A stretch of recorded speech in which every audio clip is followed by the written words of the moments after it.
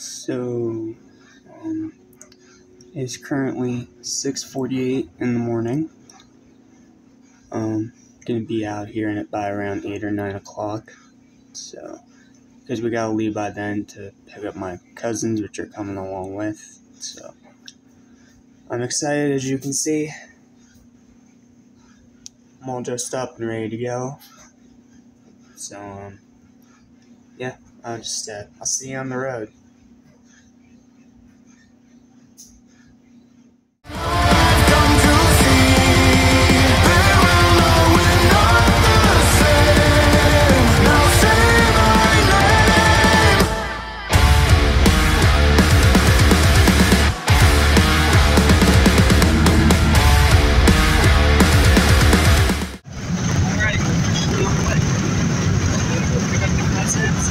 All this with bad audio. Wind's blowing around, you really do much now. So we're gonna do cousins and then we'll be off to Philly. So, see you in a bit. So we finally made it. I had to drive a decent while to find a freaking parking spot. But gang's all here. It should be a lot of fun. Hopefully. Alright, now this is Hattie. We're in the line for Roger, and we're almost. Hey guys, apologies for the lack of actual footage. It was really crowded in that expo, and I could barely even walk, to be honest with you. And not to mention standing in line for nearly 2 hours, pretty much knocked my legs out, so. Yeah. I didn't really show much footage of me walking around the expo, and I'm sorry, but I had to work with what I had to work with. But instead, I'll just talk more about the experience rather than show you, because A, I have no more footage, and B, because one thing specifically happened that I don't have a picture of that I want to talk about. That was an unexpected surprise, to say the least. So let's start with my overall experience at TMG. I literally just got home.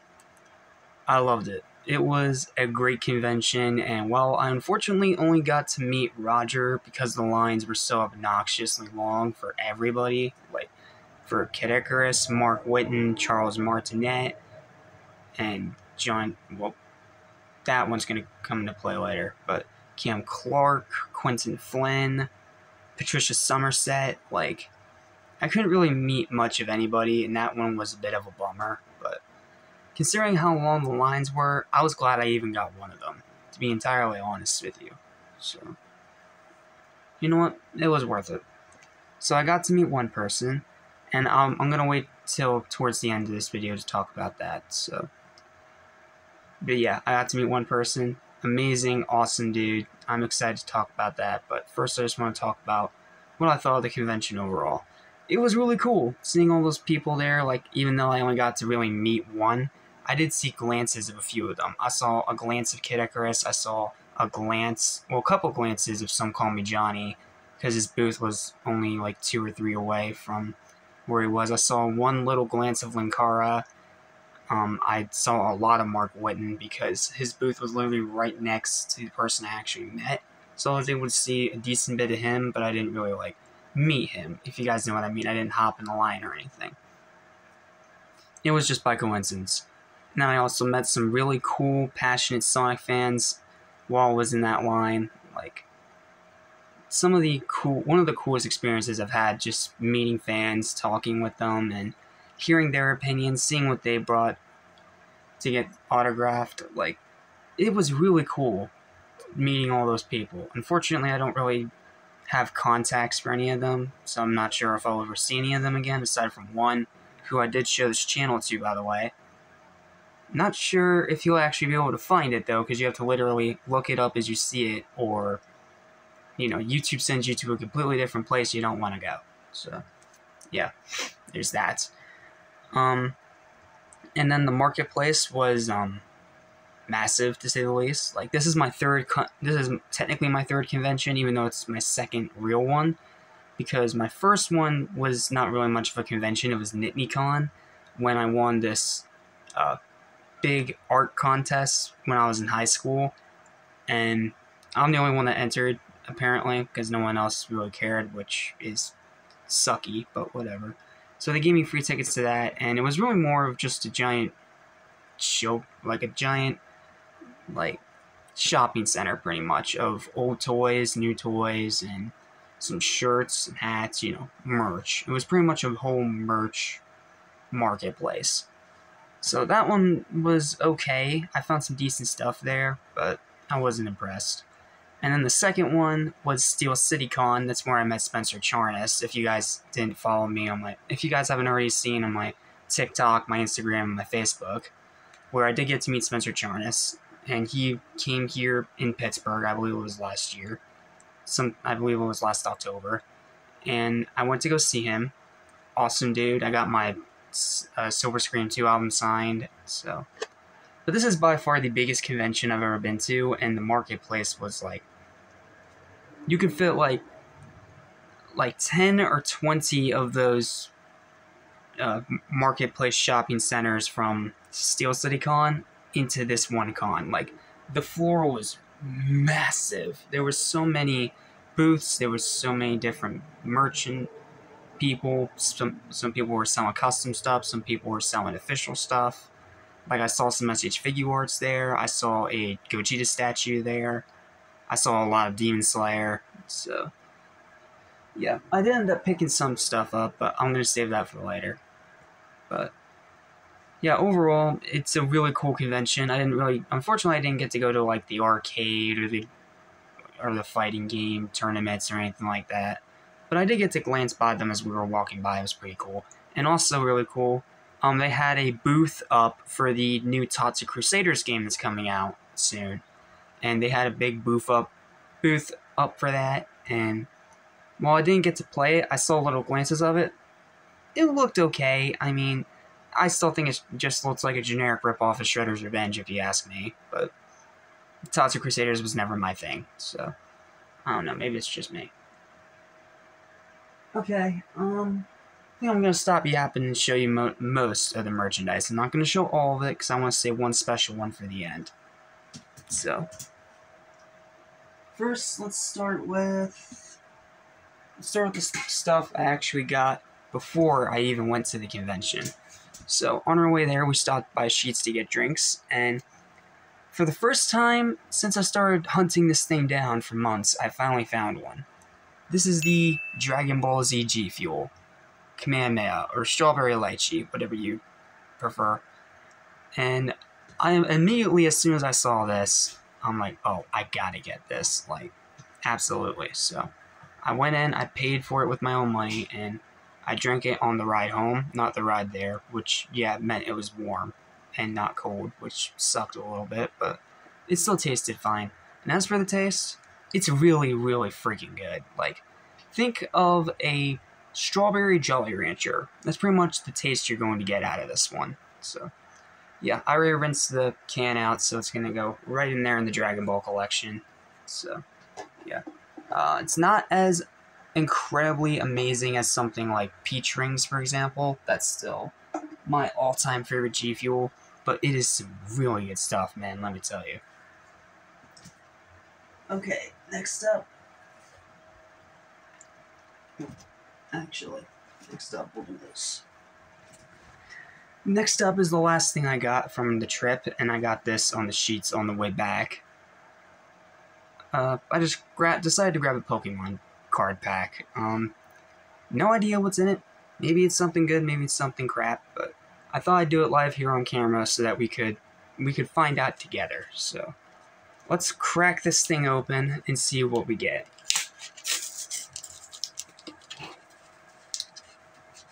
Actually opened a lot easier than I was expecting, let me tell you. Oh, wait, I might have spoke too soon. Oh, wait, no, just gotta... There we go. There we go. Here's the card pack. It's the new one. It's Scarlet and Violet Paldea Evolved. No clue what's going to be in here, but you know what? We're going to find out together. So let's just rip it open and see what we get, shall we? I'm not saving these. I only save the Dragon Ball ones. So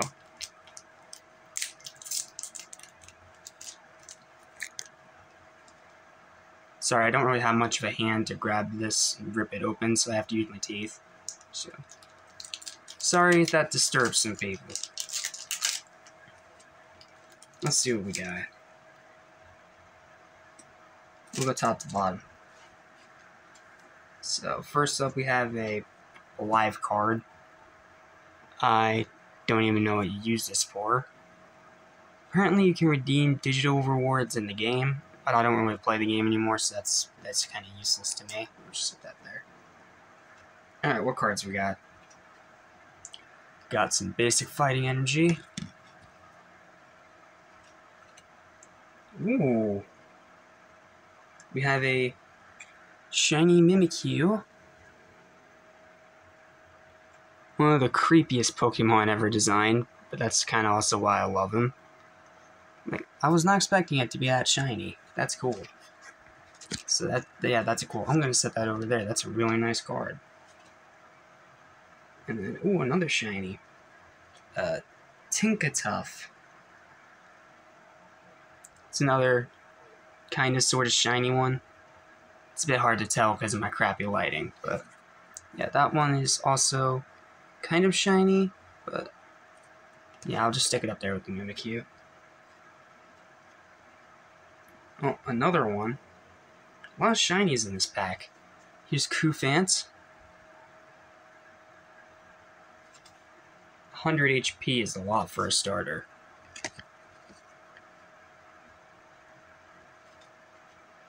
There we go, there's a normal one. Here's a Fletchinder, which I could have swore I already have this card, so this is just a different version of it. And I do like how these new ones have this silver lining around them.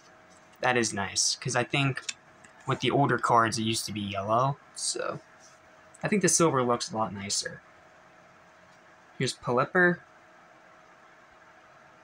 I don't know anything about these newer Pokemon, so I'm sorry if I don't sound the most informative. Crocolore. This guy's pretty sweet, actually. 70 damage. Ooh.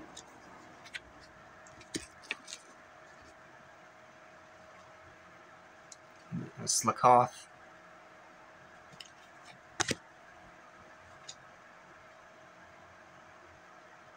Ooh.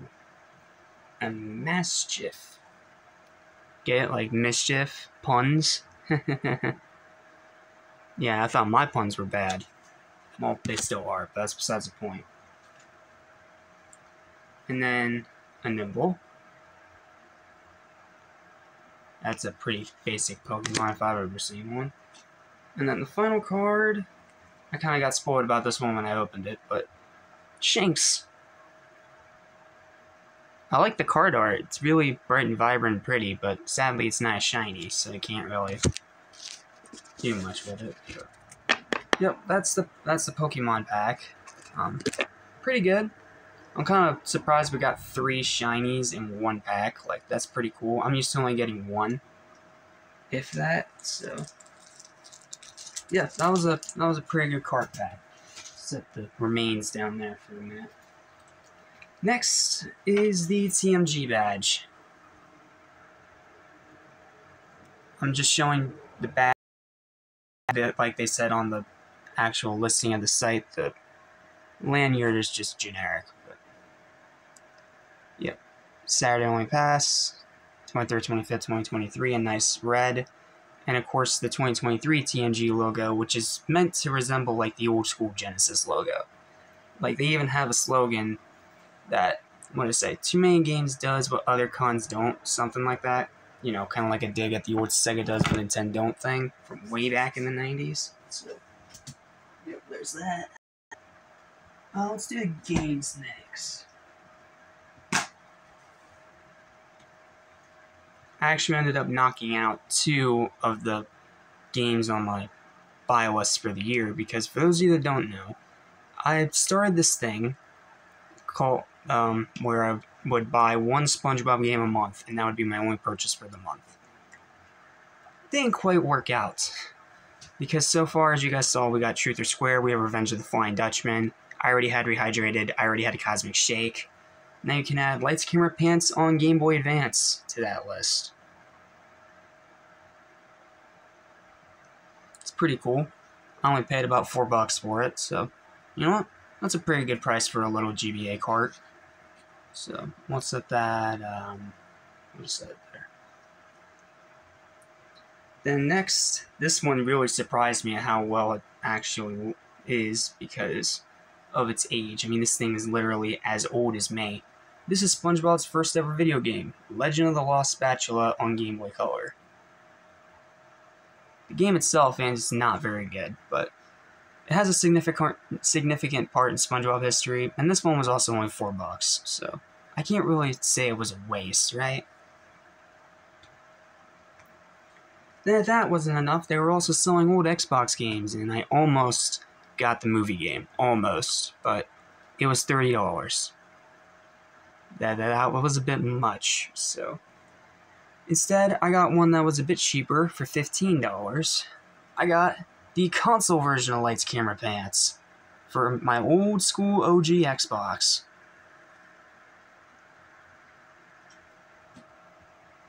This is pretty cool. I'm actually really excited to play this because when I was a kid, my cousins had a PS2 and they had this game, and I remember watching them play. I remember playing it a couple times.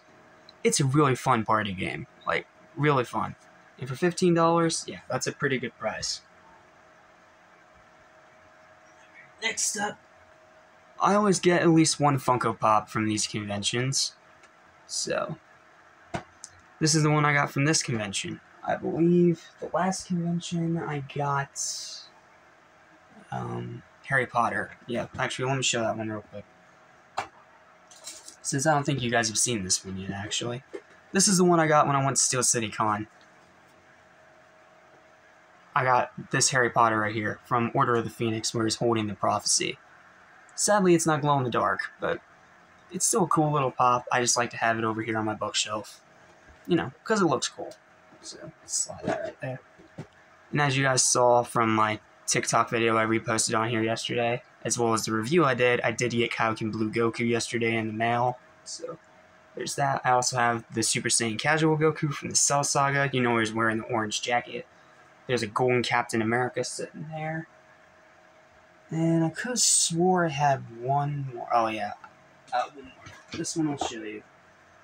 Well, actually, I technically have two more because the other one's also out of box, but it's on the shelf. Over there is the OG Deadpool, like the original Funko Pop Deadpool.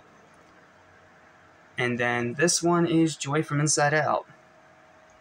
Got it at a yard sale for like $1. Or was it a Goodwill? I honestly don't remember. But yep, here she is. She's cute.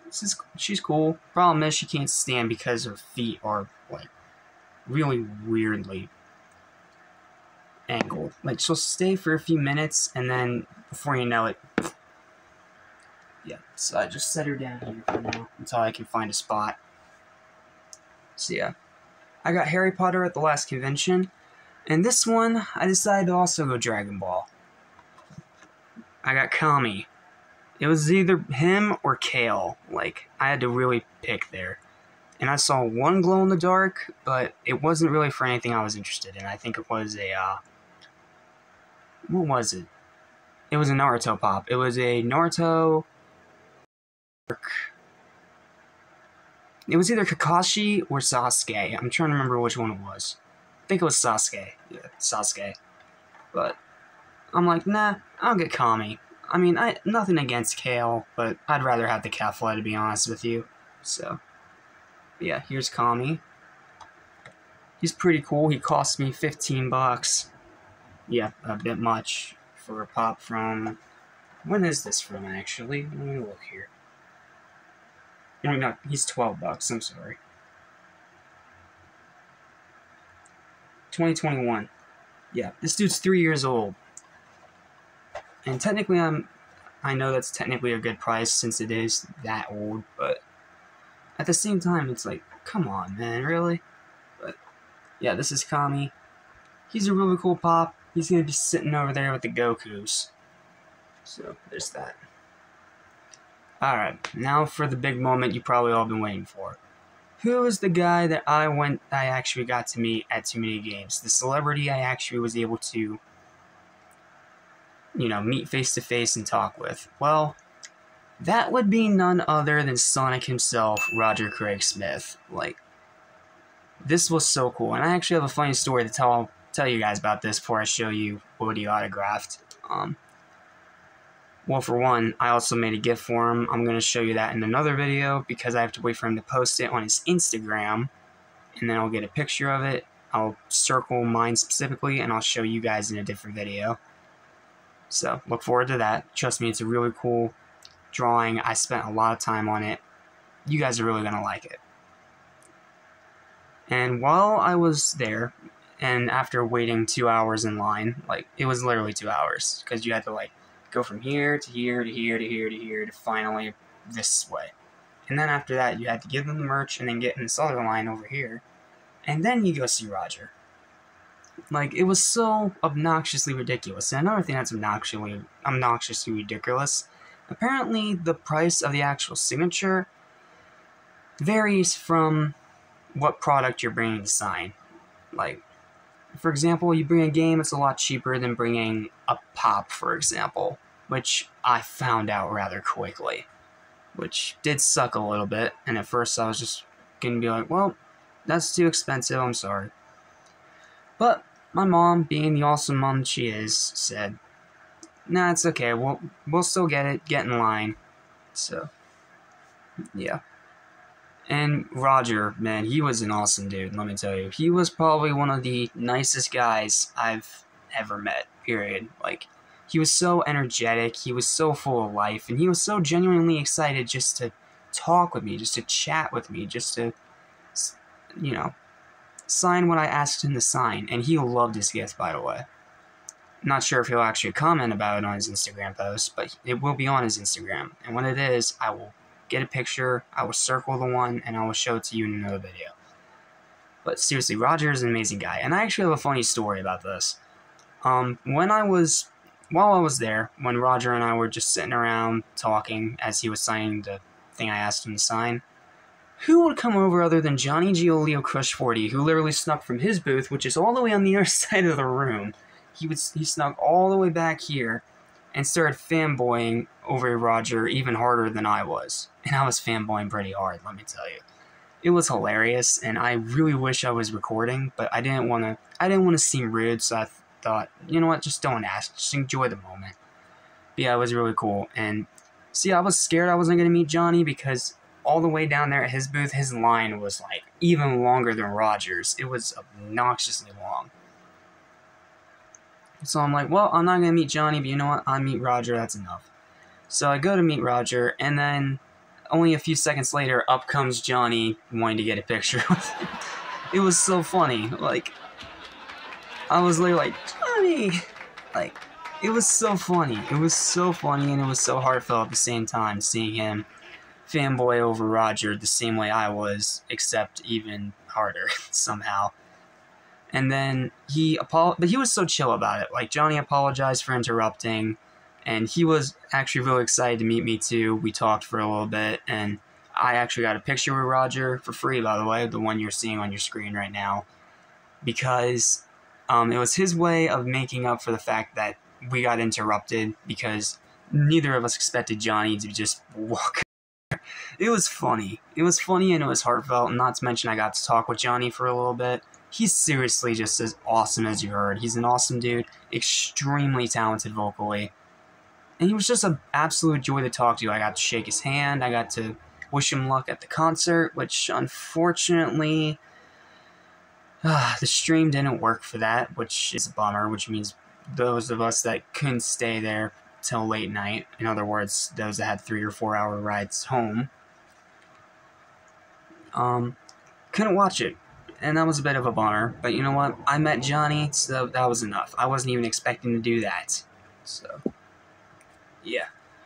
I met Johnny and I met Roger. They were both awesome dudes. And next time I see Johnny, I promise you I will get a picture. Unfortunately, I didn't get one this time because I feel like that would have been asking a bit too much. So, I was just happy to talk with him. He was such an awesome dude. He was so chill. Just meeting him and Roger both in the span of a few seconds, like, That's like one of those moments you never expect to happen. Especially because, like I said, the lines of each celebrity being obnoxiously long. Like, even for the YouTubers, like Some Call Me Johnny and Linkara, Beat 'em Ups was technically there, but his booth wasn't open. Mark Whitten and Cam Clark. Actually, really funny story about that one, too. Apparently, when I was shopping around the marketplace, Cam Clark was standing right behind me, but I didn't realize until my mom pointed out he was already walking away. I'm just sitting there like, that's one of those times you need to just shut up and pay attention. So, yeah. So what I ask Roger to sign, it's not Colors Ultimate before you ask. I thought about it, but I'm like, no, I want this to really be something special. So, thanks to the Christmas gift of a friend, my friend Judy, seriously, awesome, awesome friend. No clue she's watching this, but if you are, Judy, seriously, you're an awesome friend. I can't thank you enough for that gift. Now I got something that's gonna last forever, sit on my shelf, and probably be my most prized possession. Yes, what you're looking at is a signed, SDCC exclusive, Supersonic First Appearance Glow-in-the-Dark Pop.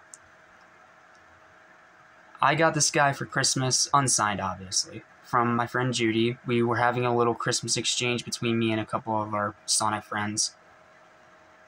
And we got each other gifts. She got me this, and I got her a Jakks-specific gold figure, the classic Sonic with the skateboard. You guys know which one I'm talking about.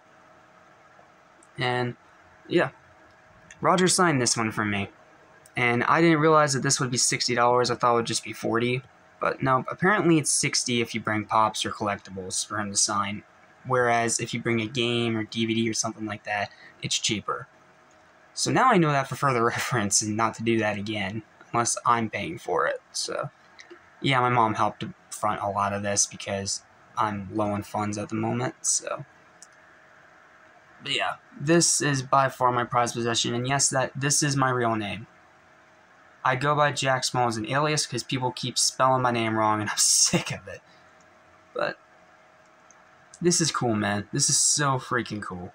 And now it's gonna sit up there on the Sonic display stand, and I'll be able to just wake up every day, see that signature, and smile.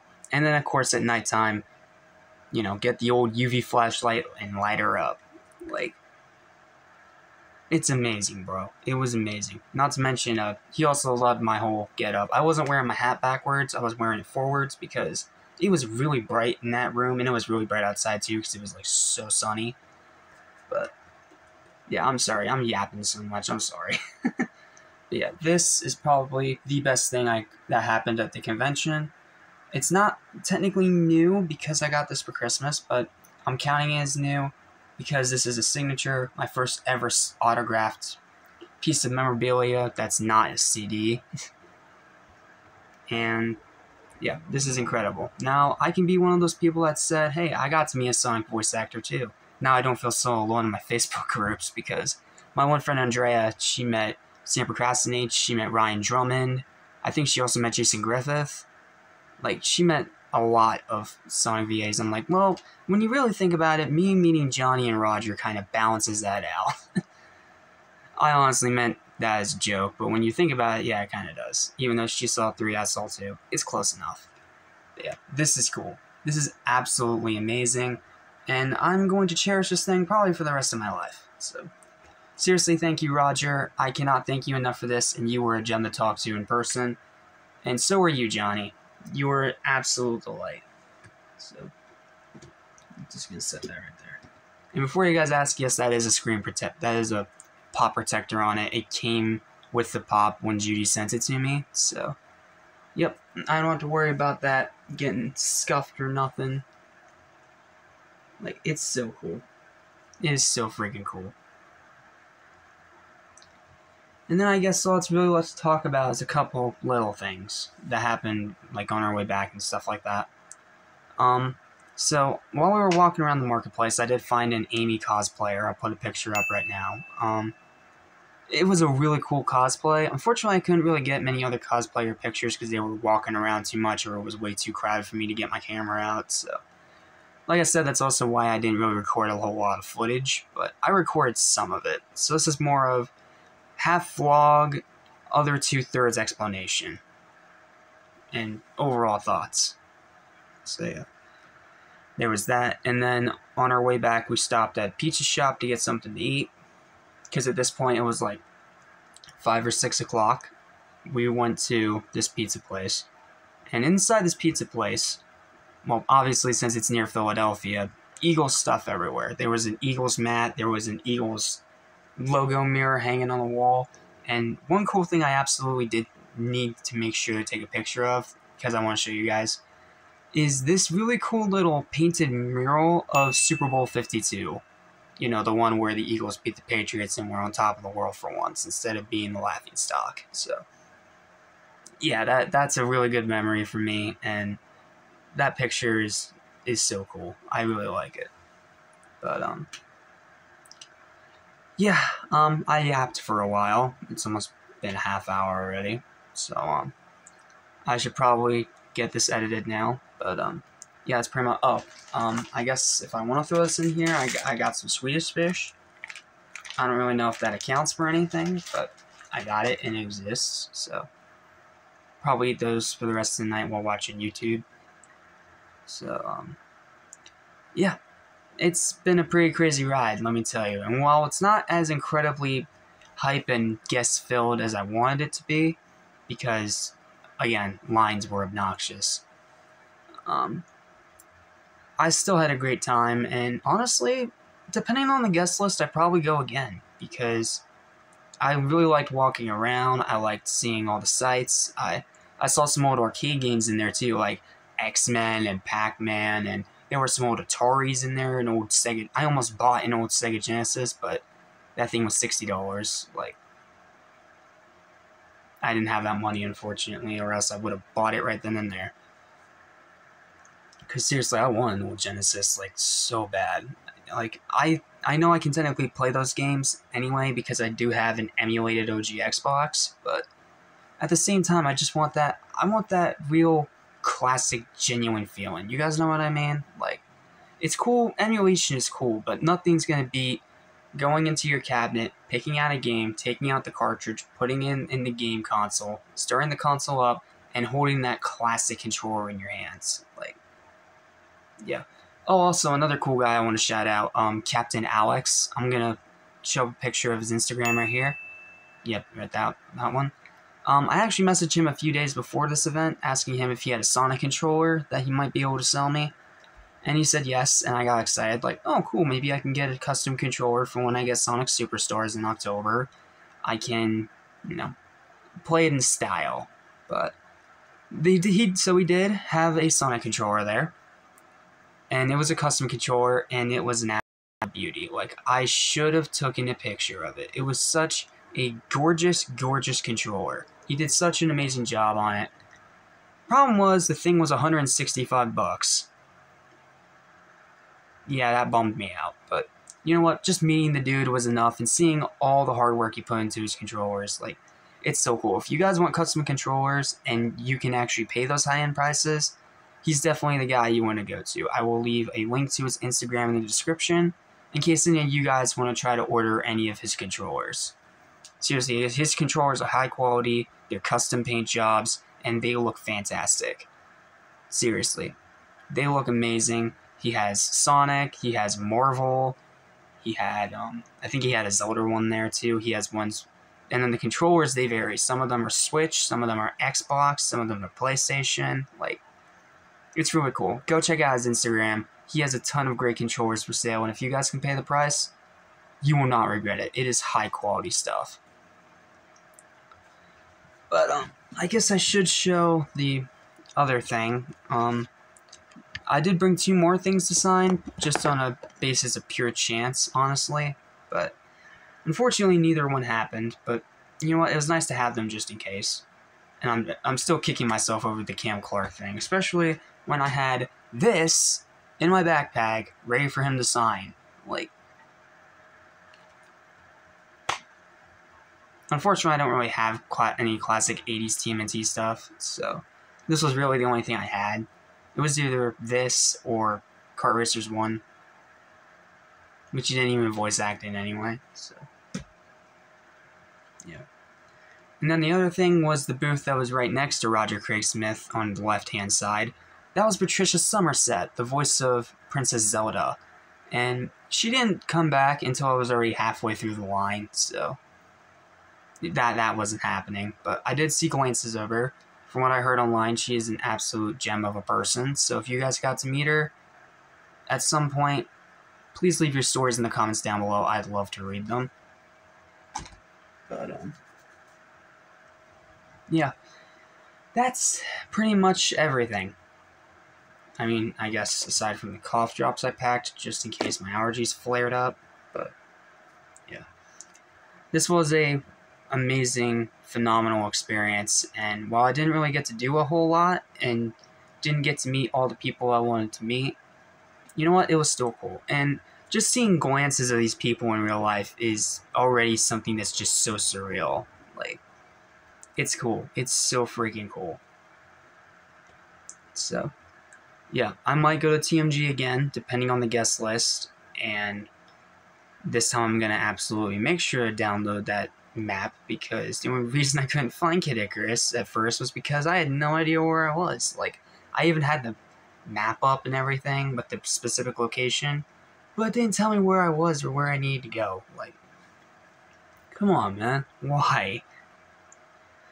So we just ended up walking around for a few minutes, trying to figure out where to go. When we finally figured out where to go, what happens? Caddy's line's capped.